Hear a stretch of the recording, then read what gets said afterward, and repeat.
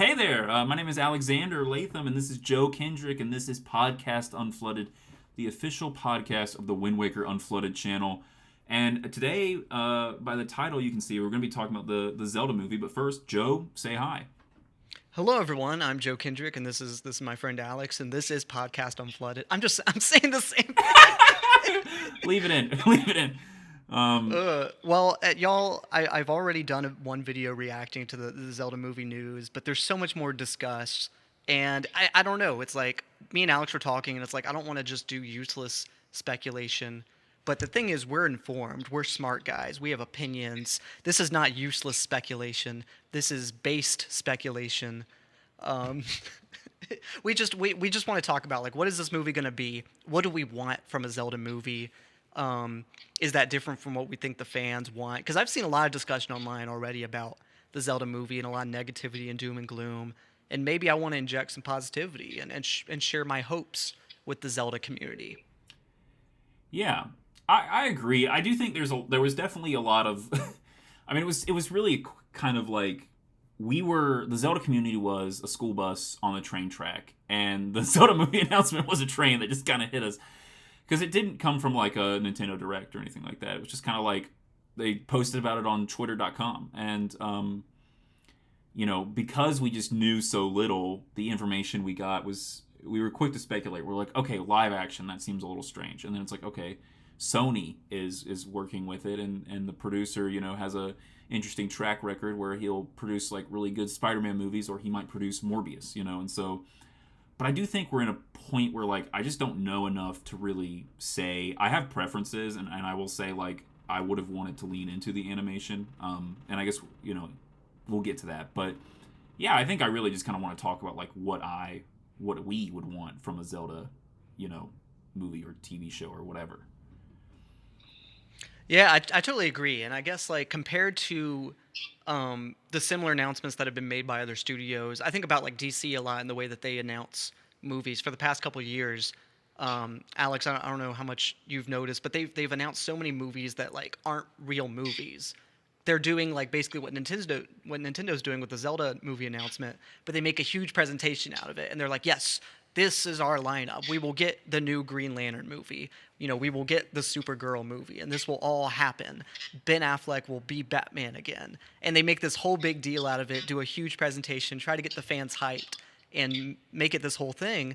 And then the movie never happens. It's just development started. So really, it's a breath of fresh air. It's a bless of it's a breath of fresh air, I think, for Nintendo to just not say too much too early. Just say development's happening. We really don't know any details. Directors could change, writers could change. These are all things that could still change. I think it's the right thing to do to not do a whole announcement, no trailer yet. I'm sure there's nothing to show. There's no assets yet. They don't have music they can play that was written for the movie. They can make like a speculative kind of hype reel, but why would they do that? No, yeah. It's a really good point I think you make. Movies change, and it's really not uncommon for, like, a director or writer to come in and replace another one. Obviously you probably don't want that to happen, but it does happen. I think about, like, the Solo movie is one I think about, too, where that changed hands a couple times. And I don't know, like, I think for me, with the Mario movie, Zelda's such a different beast, and I think you have to make the movie differently for sure.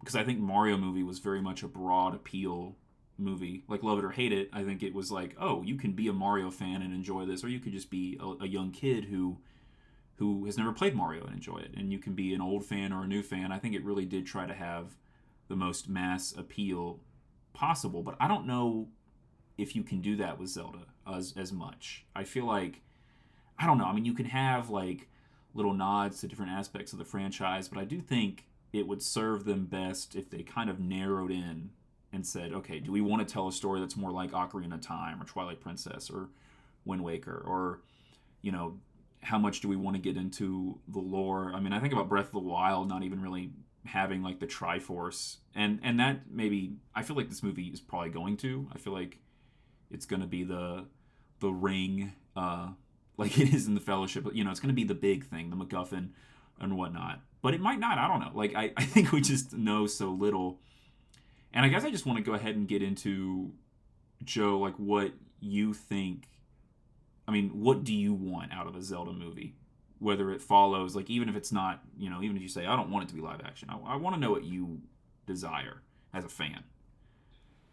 Well, I guess like you broke up a little bit there. I'm assuming the question is like, what is like the best case scenario for the movie? Yeah. Like what you want, basically, out of it. Yeah, yeah. Well, I think the news that is live action, like, I think that's great news, honestly. And I think like the way that I guess there's a question. This is something I've been thinking about. Like, if you want to adapt the games as accurately as possible, the safest bet is to make a cartoon, do an anime style, and retell the events of the games. I mean, we have mangas already that have been made based on the games that are transforming these great games into narrative stories. The safest bet is to do an anime inspired by those mangas, retelling, oh, here's the Ocarina of Time movie, you know, in a animated form, right? That's the safest bet. But it's also like, I guess what I love. There's so many things that I love about Zelda, and I want this to introduce Zelda to a new audience. There's things that inspire me about the series that I love about the way that it tells hero stories. And I guess my hope is that, especially through live action, that we can give these characters a little more depth, show them the world of Hyrule, engage in some kind of use the narrative format to do things the Zelda series hasn't done before. Talk a little more about the politics of the Kingdom of Hyrule. Get a little more into some of this, like really get depth into these characters in this world. And I guess that's what I'm really hoping for is like emphasizing the drama. And I think live action is a good format to do that in. And I guess there are things that worry me aesthetically about that, but I also feel like there's so much freedom there that I think as long as it's cohesive, I don't know. I think there's a lot of different ways that they could do it that I would be happy with. Hmm. I think that's a really good point. I like that you mentioned kind of leaning into the story more, and leading into like the politics and the sort of the various groups within Hyrule and in the history, because I think that is something that is very interesting to me about Zelda. And maybe I'm biased because I just love a good long meaty story, but I always have like, man, I wish Zelda games would push some of this further. Like, I really want to learn more about this world, and I want to learn more about the relationship between the different races of Hyrule. Are there, it sounds weird, but are there ethnic conflicts going on? Like, is there beef between the Gorons and the Rito? And I don't know. I think you could. I think this is an opportunity to tell like a really interesting story, and I really also like what you said about pushing it in a new direction and kind of going somewhere where we haven't gone before, because that's kind of what I wanted out of the Mario movie. And I might have been in a minority, but I did was like, oh, I would actually be totally cool with like them introducing new characters in a new setting. I understand it makes sense to kind of establish the Mushroom Kingdom, but as someone who is a Mario fan and really loves the story focused Mario games, I was like, yeah, I kind of want to see that on the big screen. And we might get that in Mario too, but I think Zelda, I think it's tough because I feel like they are going to want to do something similar to the Mario movie, where it's like, can we just kind of play it simple? I mean, but I would like them to push that further. Yeah, I agree. I very much expect it to be like some variation of like Link, Zelda, Ganon. We're gonna see them. Ganon will be the main villain. We'll see Beast Ganon maybe, and it'll be just kind of like an abstraction of the story that we saw in Ocarina of Time and Twilight Princess in Tears of the Kingdom. Some kind of whatever the middle ground is between all those, you know, kind of like figuring out what are the base elements of Zelda. Um, there'll be a hunt for the Triforce, trying to put those together. Maybe there will also be elements of the stones, because now that's like something through Tears of the Kingdom and Ocarina of Time had an importance in spiritual stones. And I know with after the Infinity Saga, they might be pulling from that a little bit, and I hope that they don't, because I mean there's the last thing I want is the MCU-fication of a Zelda franchise. I don't want that, and I'm really scared that there's comparisons you can make between Ganondorf and Thanos and the hunt for ancient relics and power, and I don't want that.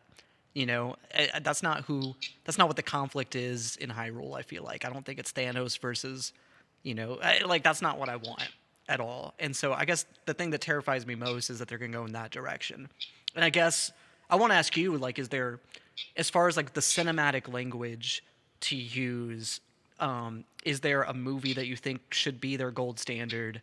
Because to me, it's like I want to see that swashbuckling, like adventure movie. I want something that takes me back to, like if you have these dungeon elements, like that's hard to make part of the story, but you can do an adventure like Indiana Jones where you're following dungeon maps and finding treasure, and you can still integrate that into the story, like Indiana Jones, right? Or you can think about the swashbuckling sword fighting action adventure of Star Wars, and think about the way it handles battle and politics and has this deep world that's also, is has all of its fantasy elements as well. I don't know. I'm curious about what your perspective is on that, about just like the cinematic language they could be borrowing from, because Avi Arad is a superhero movie producer, and is that going to skew like the direction of the movie?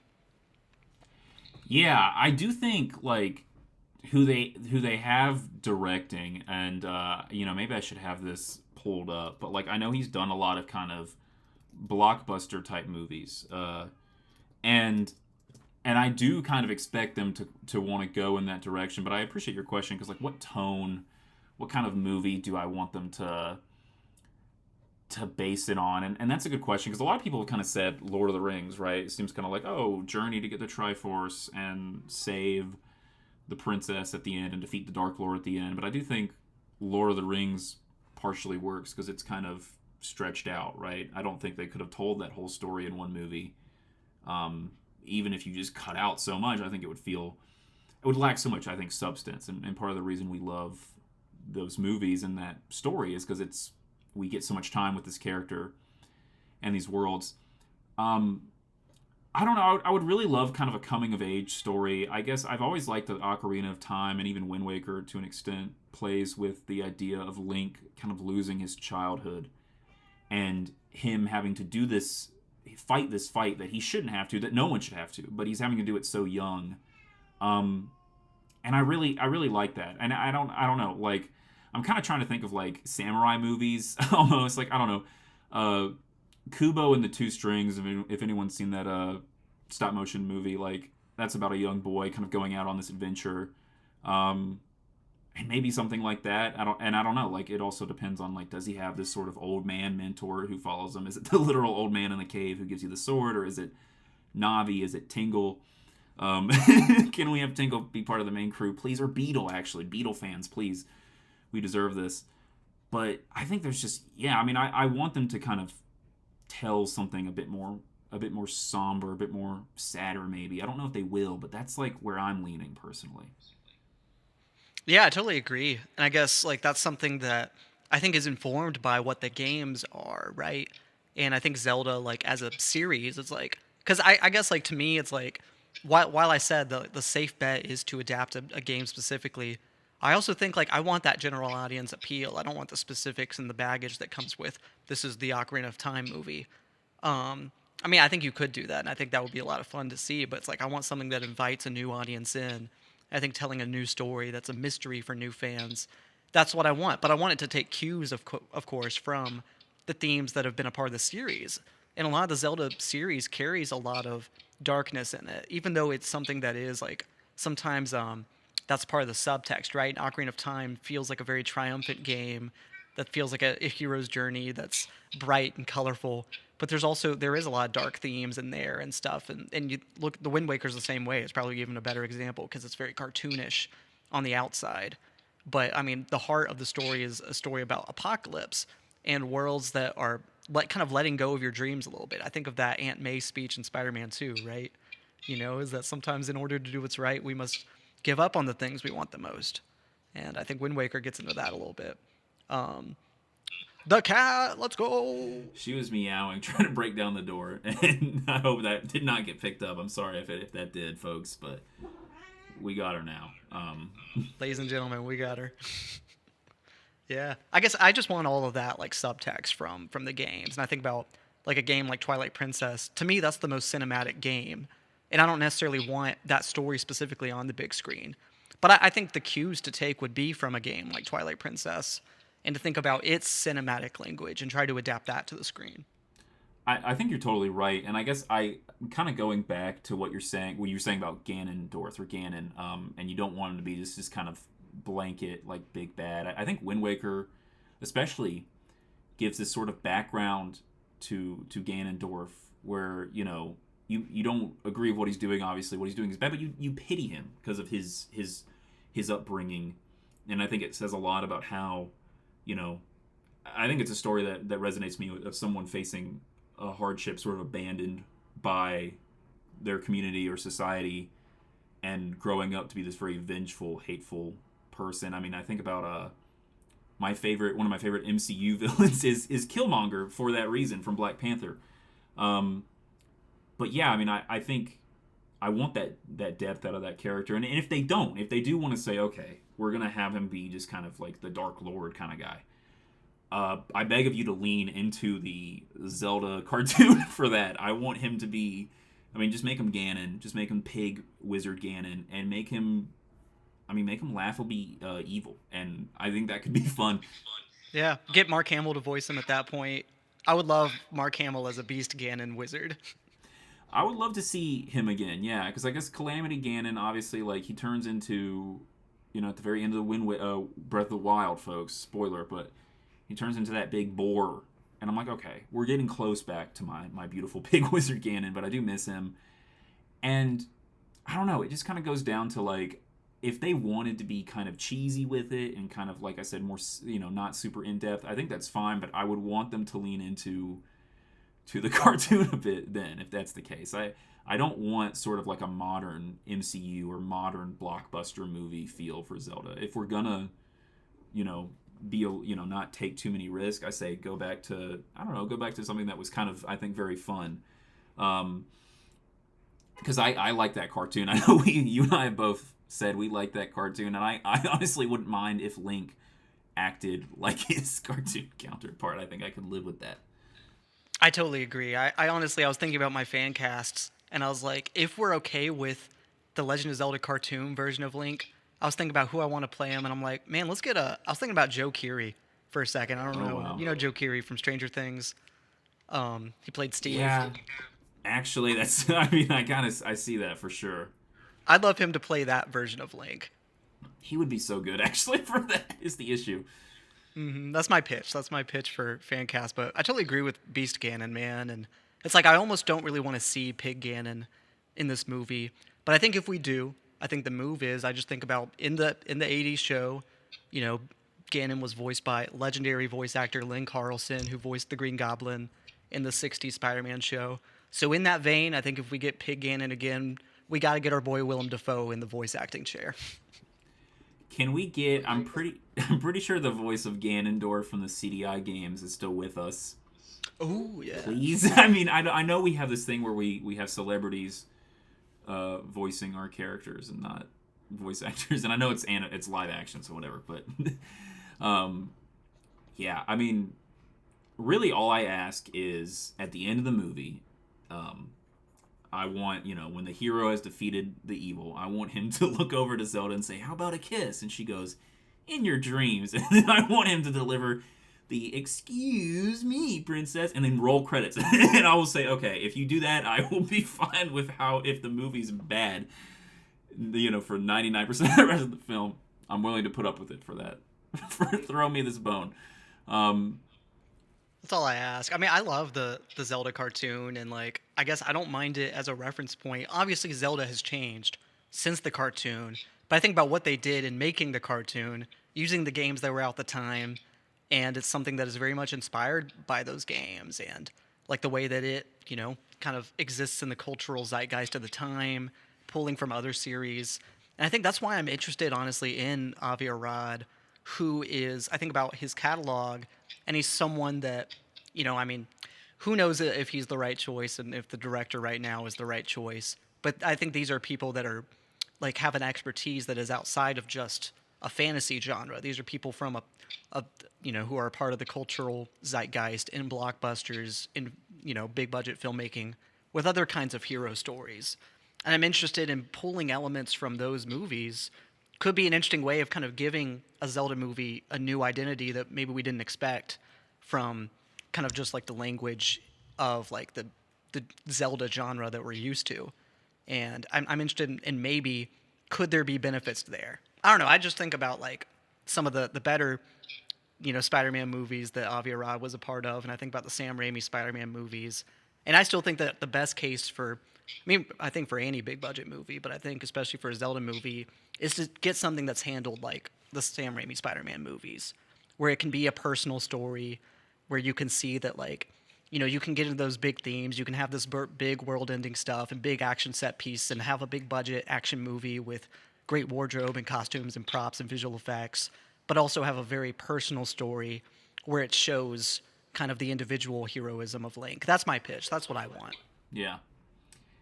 And to me, like, I know people kind of are skeptical of Avi because I know his it's my understanding that for Spider-Man 3, right, he exerted some creative control where he insisted that, he wanted Venom to be in the movie.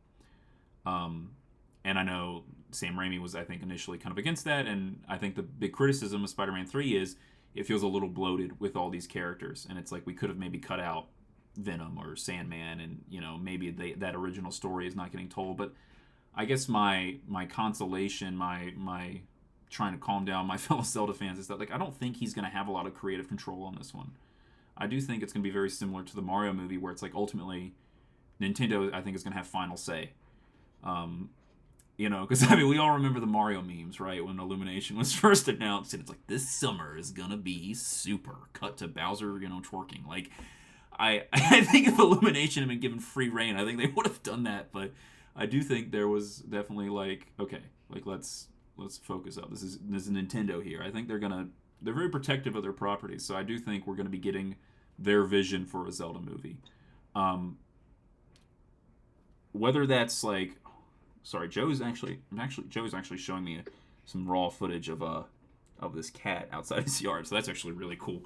Cut the podcast. I want to look at this cat instead. But yeah, I think it's going to be. My point is, I think it's going to be Nintendo's vision for a Zelda movie, and whether that's something we want or not is going to be up for debate. But I think they're going to definitely have that final say. I totally agree. The Mario movie really encouraged me, so I guess I totally agree with that. In this discussion of creative control and are there going to be too many cooks in the kitchen, I think there's several things going for this project. They're going to make that hopefully less of a concern, but I guess I just know within the fan base already, like all the discussions that I feel like I've seen and disagreements I've seen and people getting mad about like it being live action, and they're like, no, this is what I want as a fan. And I know that they're having those same exact discussions in the production meeting rooms as well as we speak. And so I know that it's not going to be easy. I know there's going to be fights and there's going to be a lot of stuff about like what is the right story to tell, what do we draw from, what do people really want. And I know they're going to struggle with that too, as much as all the fans have their own perspectives on what Zelda means to them. So I guess like with all that in mind, I guess I just feel like as a fan base, I kind of feel like, and especially as a part of the YouTube space now, I kind of feel like my job is I want to be supportive and optimistic and encouraging and just, kind of voice that, like, I think there's so many good case scenarios, especially for a live action Zelda movie, that really excite me. And who knows, like, I'm sure, like, when the movie comes out, I'll have some nitpicks. There will be compromises they'll have made that will upset me in some way. I'm that big of a fan. Something's going to not be perfect. But also, I think there's so much that I'm excited by. And I just kind of want to voice that, like, if this goes well, then I think this could be something really great. Yeah, like I would love to see more Zelda media outside of games. Like my dream Zelda kind of, audiovisual medium is a TV show, an animated TV show that's like 22, 30-minute episodes where we just kind of do kind of it maybe doesn't start out with a strong overarching narrative, but kind of builds towards that. I'd like to see just Link going through dungeons, exploring, before it's eventually getting wrapped up in the kingdom's issues and getting wrapped up in this, the battle between good and evil. That's my dream project, and I would have liked them to start with that. But I do think, the same way I kind of have hope about the Mario movie being so successful, I'm hoping it opens the doors to just a wider variety of media coming from this franchise in the future. I totally agree. I think this is, I don't know, this is very exciting just to know that it's in development. And I guess I just hope that, if there's anyone from Sony or Nintendo watching, don't be afraid to hit us up if you want some fan feedback on your ideas. Get us in the meeting room. I've said before, I'm an indie filmmaker. I have a lot of my own thoughts about like how would I do a Zelda movie. So I'd love to share with you all my pitches for if y'all are having trouble figuring out what story to tell. I'll give you my outlines. I have some scripts in my back pocket. I'd love to share with y'all. So Nintendo, don't be afraid to hit me up. No, yeah, for sure. I mean, Nintendo Morshu as one of the main characters. I mean, is there really a better time to bring him back? I don't think so. But yeah, I guess that's all the thoughts I have, Joe. Do you have anything you want to wrap up and say before we head out? I mean, we could keep getting into like the specifics and sharing our own vision for the best case scenario for the movie. But I do think, yeah, I think that's great for this episode. I'm really happy with this. I guess just comment down below what y'all think. And I guess I'd love to see some excitement from y'all's own thoughts about this announcement and what y'all are looking forward to with this movie. Yeah, for sure. Please let us know. I really do want to hear what people think, how they're feeling about it. And honestly, if they have their own vision for it, I would love for them to share that because I think there's so much to draw from. I totally agree. But without further ado, you want to say it together? Yes. I have not forgotten our outro, I promise. Thank you all for watching. And Joe, peace and love. And love. From us to y'all. Us to y'all. There we go. Yeah, we'll get them next time. And cut. And cut.